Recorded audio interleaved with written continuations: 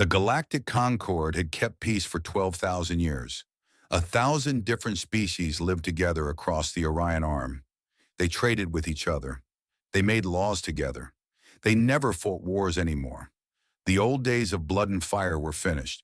Humanity joined the Concord only 40 years ago. They were the youngest species. The other races looked at humans the way adults look at children. Humans were clever, yes. They made good traders. They told funny jokes. They made interesting movies. But they were small. They were weak. They lived such short lives. No one took them seriously. Ambassador Yellen Chen stood before the Great Assembly. The chamber was massive, built to hold representatives from every species in the Concord. Strange shapes filled the seats around her. Beings with scales, beings with feathers, beings made of crystal and light. All of them watched her with expressions she had learned to read over 20 years of diplomatic service. She saw boredom. She saw pity. She saw mild annoyance. The Kethvari Dominion has moved 6 war fleets to the border, Chen said. Her voice was calm. 3 species under human protection will be invaded within the month. We are asking the Concord to intervene. The Kethvari ambassador rose from his seat. He was tall, covered in dark red scales, with 4 arms and eyes like black glass. His people had not lost a war in 6,000 years. Everyone knew this. The Kethvari made sure everyone knew this. These territories belong to the Dominion, he said. They always have. We are simply reclaiming what is ours. If the humans wish to remove their colonies peacefully, we will allow it. This is generous. Chen looked at the other ambassadors. She looked at the Concord's president, a being of living light named Solith. She waited for someone to speak in humanity's defense. No one did. The Concord advises humanity to accept the Dominion's offer, Solith said. His voice was like music, beautiful and cold. War would be unfortunate. The Kethvari are valued members of our community. Their economic contributions are significant. Chen understood. The Kethvari were rich. The Kethvari were powerful. Humanity was neither. And the 3 species we swore to protect, she asked. They may also relocate, Solith said. The Concord will provide humanitarian assistance. Chen nodded slowly. She had expected this answer. Her government had expected this answer.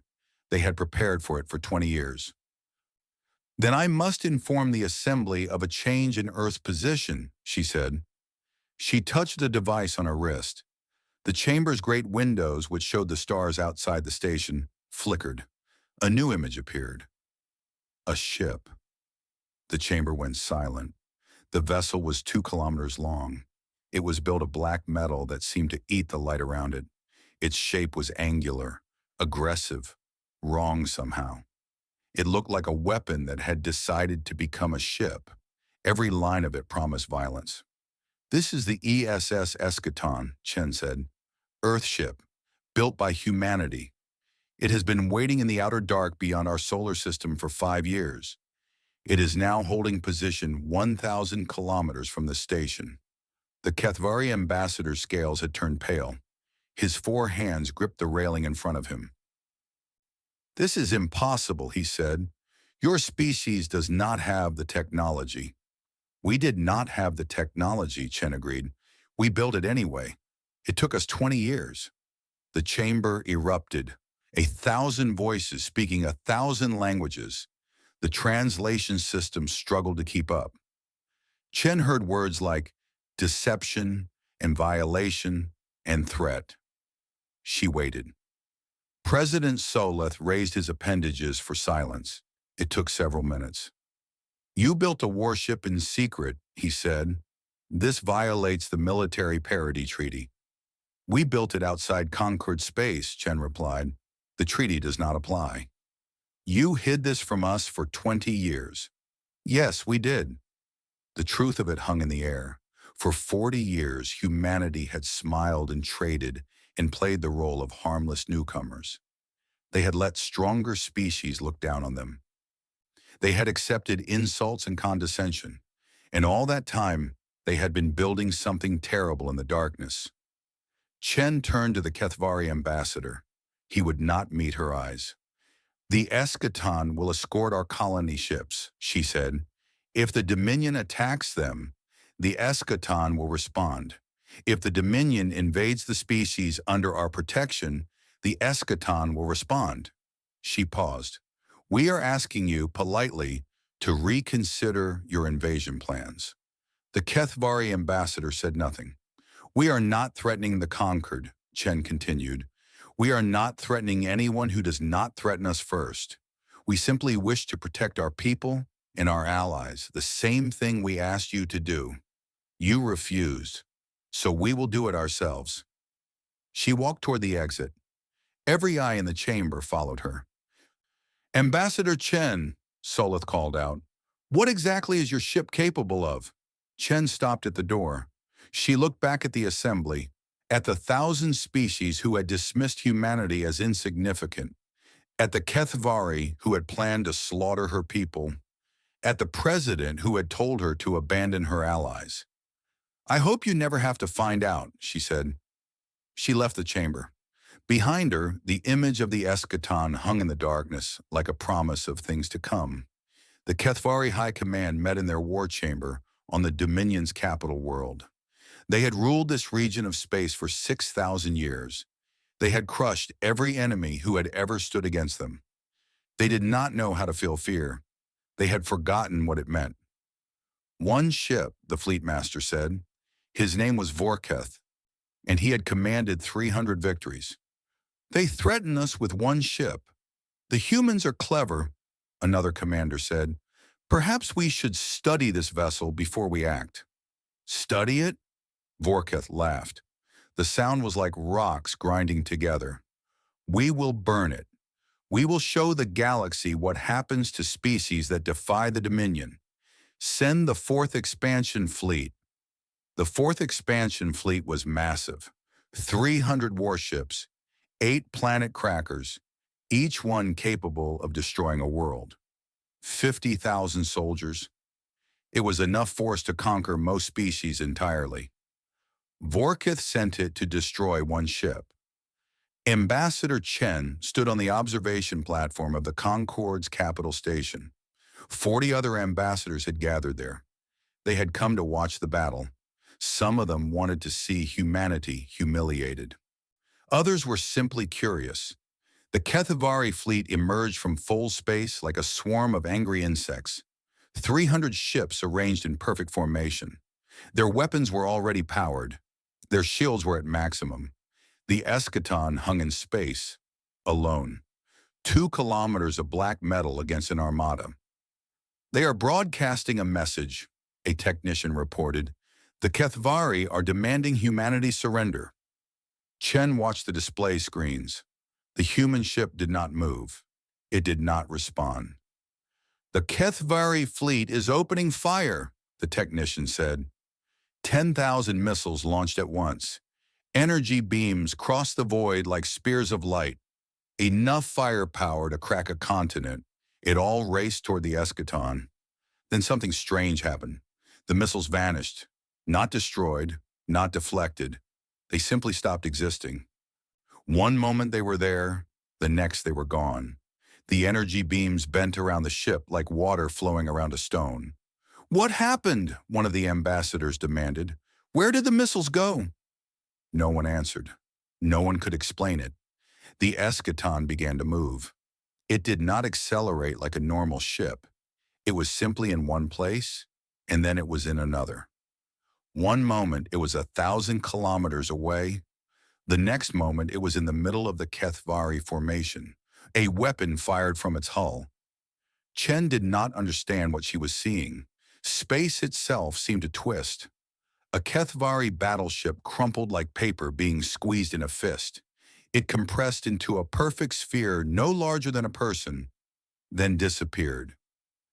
"Gravity lance," someone whispered.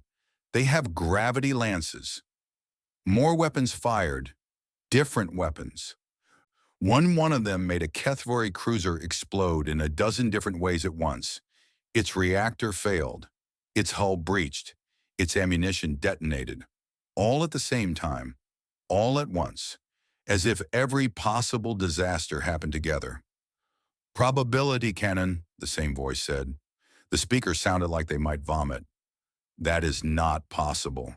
That technology is theoretical. The Kethvari fleet tried to retreat. Ships turned and ran. The Eschaton let most of them go. But the flagship, the largest vessel in the fleet, tried to enter full space and escape. A hole opened in front of it, not in front of it, inside it. Reality tore open in the middle of the ship. The command deck containing the fleet's admiral and his entire staff fell through the hole. They landed on the observation platform. Their chairs came with them. They were still sitting in them. They were still screaming. Chen looked at the Kethvari officers. They were shaking. One of them had lost control of his bodily functions. The admiral's scales had turned completely white. 11 minutes, the technician reported. His voice was barely a whisper. The battle lasted 11 minutes. Chen turned back to the display screens. The fourth expansion fleet no longer existed. 300 ships reduced to debris and dust. No escape pods, no survivors. Just the Eschaton hanging in space, completely undamaged. A broadcast signal reached the station, a human voice speaking in simple, clear words. "We have made our point. Do not make us repeat it." The message went to the Kethvari homeworld. Within 1 hour, the Dominion announced a complete withdrawal from all disputed territories. The invasion was canceled. The species under human protection were safe. Chen looked at the other ambassadors on the observation platform. They were not celebrating humanity's victory. They were staring at her with expressions she had not seen before. Terror. Pure, absolute terror. She had shown them that humanity was not weak. She had shown them that humanity could fight. But now she realized something important. She had also shown them that humanity had lied to them for 40 years. She had shown them that humans could smile and trade and pretend to be harmless while building weapons that broke the laws of physics. If humanity had hidden this, what else might they be hiding? Chen looked at the Eschaton on the display screen. She had won a battle, but she began to wonder if she had just started a different kind of war. The Great Assembly met again 3 days after the battle. This time, every seat was filled. Species that had not attended in centuries sent representatives. The chamber hummed with tension, so thick that Chen could almost taste it. She stood alone on the speaker's platform. Around her, 1,000 alien faces watched. She had expected anger. She had expected demands for explanation. She had not expected the silence. President Solith spoke first. His voice had lost its musical quality. Now it sounded flat and cold. "The Concord has reviewed the battle records," he said. "We have analyzed the capabilities demonstrated by the human vessel. We have consulted with our best scientists and military strategists." He paused. "We are deeply concerned." Chen kept her expression neutral. "The Eschaton was used only in defense. We harmed no one who did not attack us first." "You built a weapon capable of destroying entire fleets," Solith replied. "You built it in secret.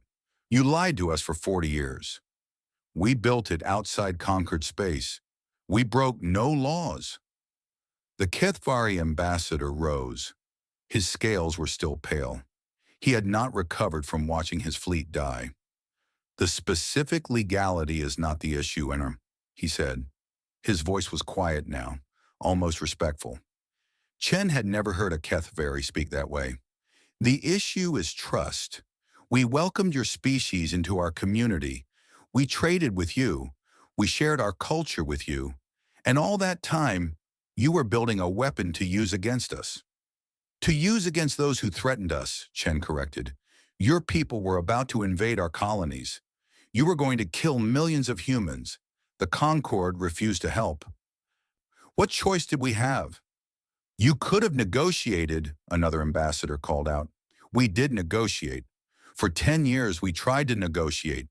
Your governments ignored us. Your businesses exploited us. Your people treated us like children. We smiled and accepted it because we had no power to do otherwise. Chen let her anger show now. Until we did. The chamber erupted in shouting. Accusations flew. Some demanded that humanity be expelled from the Concord. Others called for military action. A few even suggested that the other species should unite against this new threat. Through it all, Chen noticed something important. The species that shouted loudest were the ones with the biggest militaries. The smaller species, the ones who had been bullied and exploited like humanity, stayed quiet. Some of them even looked at her with something like hope. Solith called for order. It took several minutes for the chamber to settle.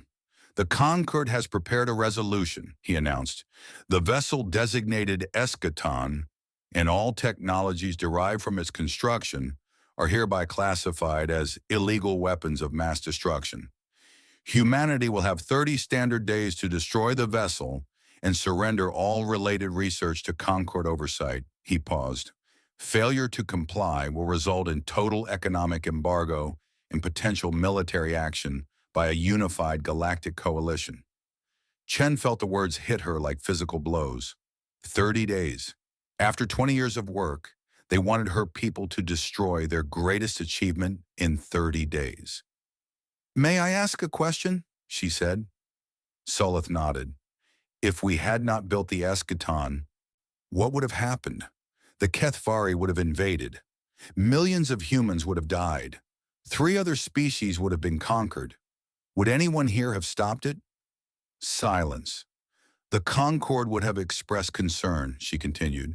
You would have passed resolutions. You would have offered humanitarian assistance to refugees. And then you would have done nothing, because the Kethvari are powerful and we are weak. She looked around the chamber. That is how this galaxy works. The strong do what they want, the weak suffer. Unless the weak find a way to become strong. She turned to leave.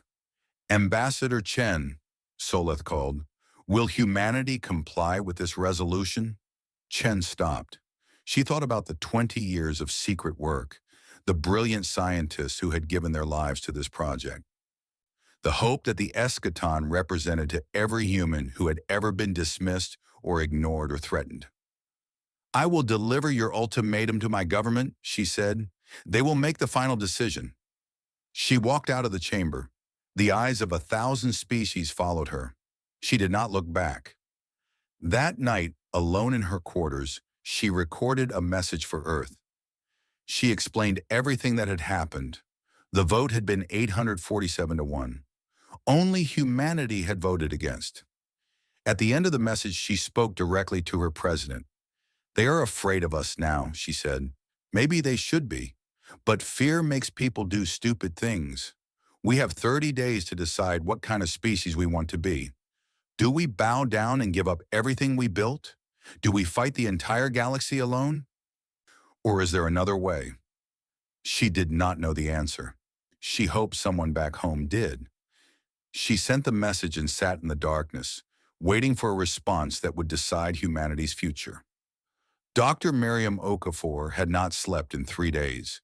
She sat in the main conference room of Earth's government building in Geneva. Around her sat the leaders of humanity, the president, the joint chiefs, the heads of every major nation. They were all waiting for her to speak. She was 67 years old. She had spent the last 25 years of her life building the Eschaton. She had sacrificed everything for it, her health, her relationships, her chance at a normal life. Now she had to tell them the truth. The ship was never meant to be a weapon, she said. The room went silent. The president leaned forward. Explain, he said. Miriam took a deep breath.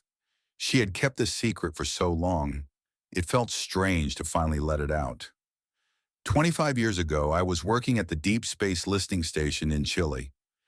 We detected a signal coming from the edge of the galaxy. It was not natural, it was a message.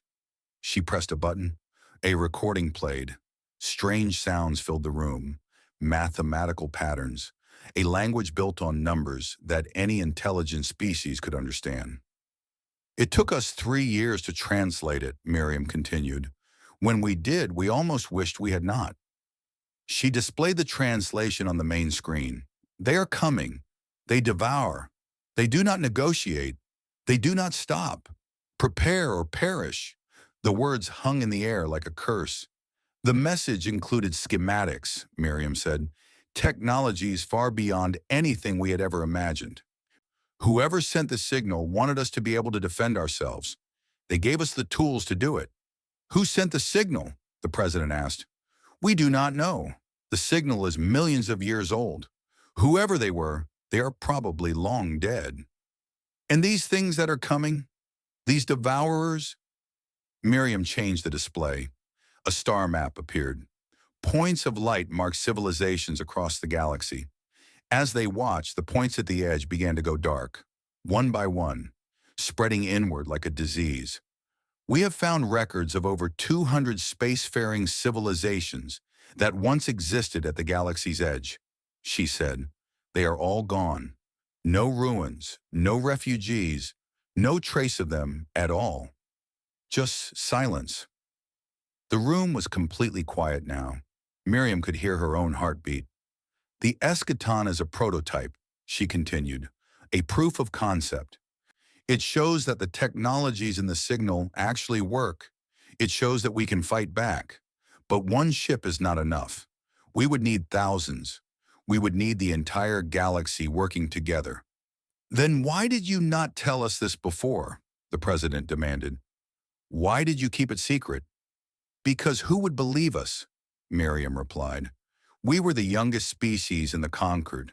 We had no power, no influence, no credibility. If we had gone to the assembly with this story, they would have laughed at us. They would have called us paranoid children making up monsters. She paused. We needed to prove ourselves first. We needed to show them that humanity could build something extraordinary. Then maybe they would listen. The Keithvary invasion forced your hand, the president said. Yes. We had to reveal the ship 20 years too early. We planned to have a fleet by now. Instead, we have one vessel and a galaxy that wants to destroy it. The room fell silent again. Everyone was thinking the same thing. They had 30 days to decide whether to destroy the only weapon that might save them from extinction. Then Ambassador Chen spoke up. She had been sitting quietly in the corner, listening.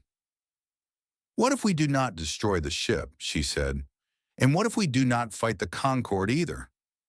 What other option is there? The president asked. We tell them the truth, not through diplomats, not through speeches. We send them the signal, the original signal. Let them hear it for themselves. Let them check their own records. Let them decide what it means. They might not believe it, Miriam said. Some of them will not. But some of them will. The smaller species, the ones who have been bullied and ignored like us, the ones who are willing to listen. Chen stood up. We cannot force the galaxy to trust us, but we can give them a reason too. The president considered this for a long moment. Then he nodded. Do it, he said. Send the signal to everyone, every species, every government, every individual who can receive it. He looked around the room. Let them hear the warning, then let them choose. 12 hours later, the signal went out across the galaxy, the ancient warning, the cry for help from a civilization long dead, the message that humanity had kept secret for 25 years. They are coming. They devour, prepare, or perish.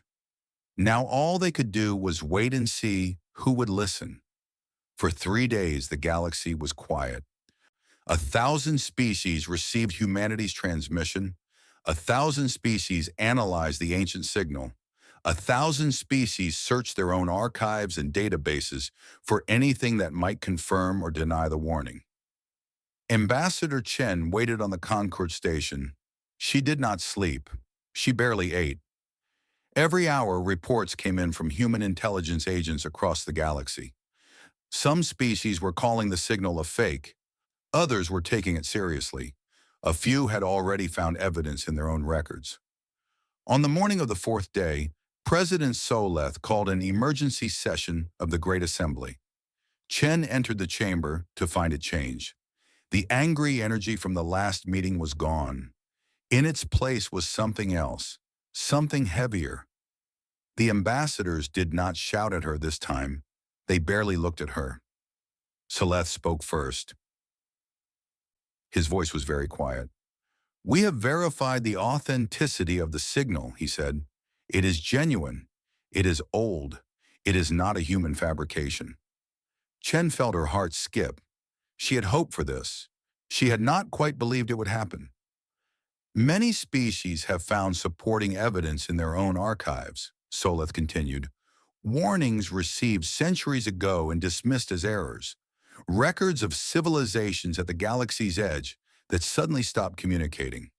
Patterns of extinction spreading inward over millions of years." He paused. The chamber was absolutely silent. It appears that humanity was telling the truth. The Kethvari ambassador rose from his seat. Chen tensed.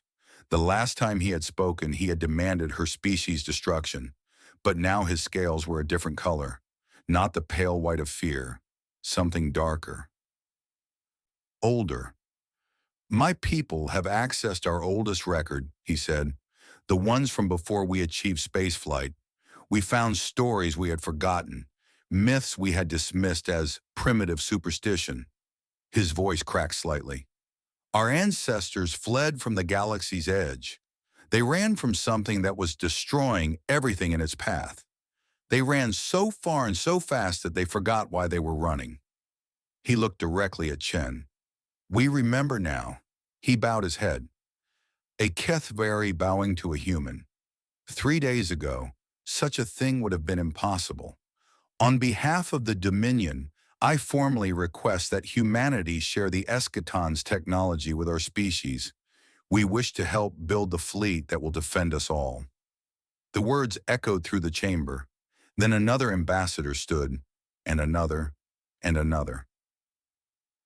Species that had mocked humanity, species that had exploited humanity, species that had voted to destroy humanity's greatest achievement.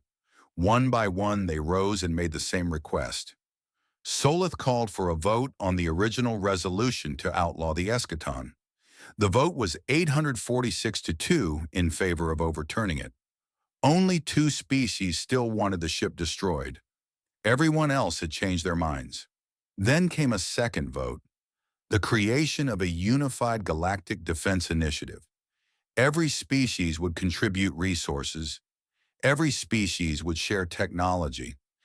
Every species would work together to build the fleet that might save them all. The vote passed unanimously. "The initiative will need a leader," Soleth said. "Someone who understands the technology. Someone who has already demonstrated the ability to do the impossible." He turned to Chen. "The Concord nominates humanity to lead this project." Chen stood frozen for a moment.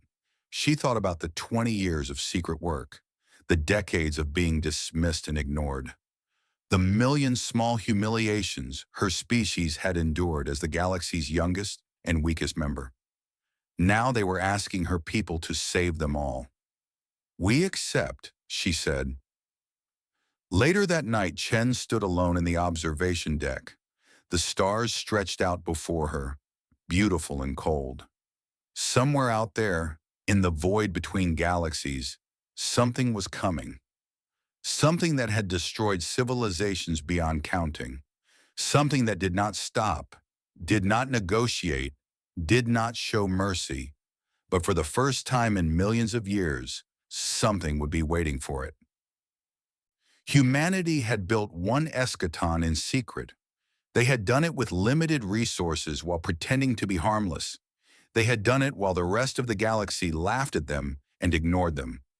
Now they had the resources of 1,000 species. They had the knowledge of 1,000 civilizations.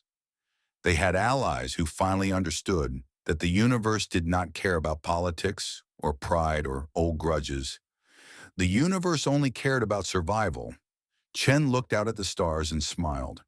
Humanity had spent 40 years pretending to be weak. Now the galaxy was about to see what they could do when they stopped pretending. Whatever was coming from the darkness between galaxies, it had never faced anything like this before. It had never faced humanity, and it had certainly never faced a galaxy that humanity had taught to fight. The silence before the storm was ending. The real work was about to begin.